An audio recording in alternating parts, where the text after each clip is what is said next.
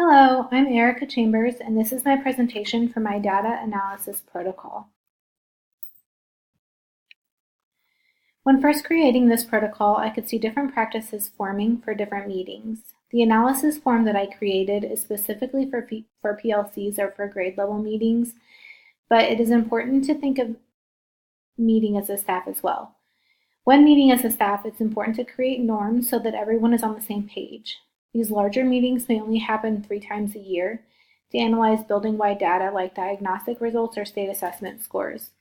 We could also discuss perception surveys and any questions or suggestions that teachers have for using data resources or other technology.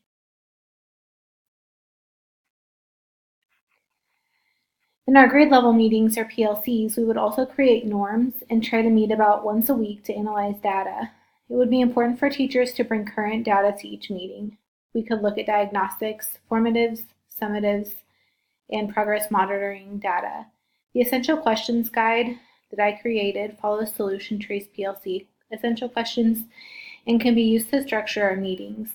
Data can be located on Google Docs or Sheets for easy access.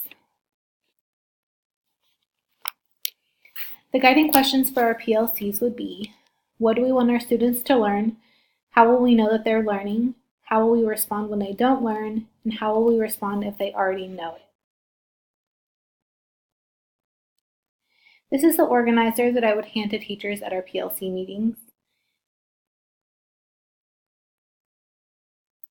The first section covers general information, and we could just include the subject that we're looking at, the standards that we're looking at, and the teachers that are involved.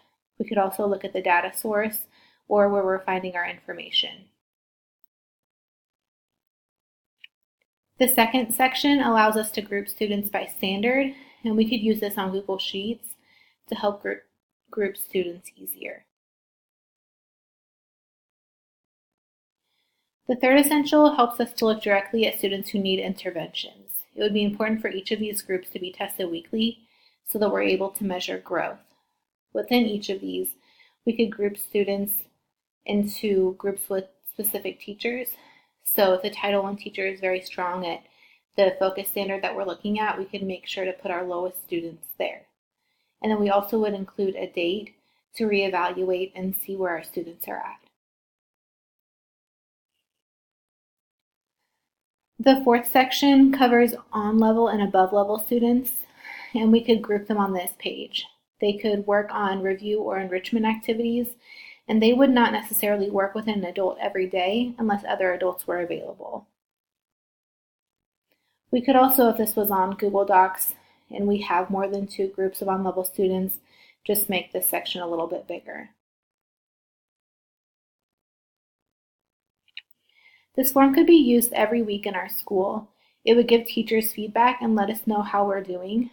It could also structure our meetings so that we know exactly what's going to be covered.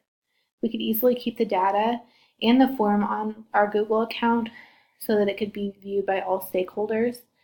And we could edit student names off so that we could print sections off for parents at conferences, and other stakeholders could look at it as well. Thank you.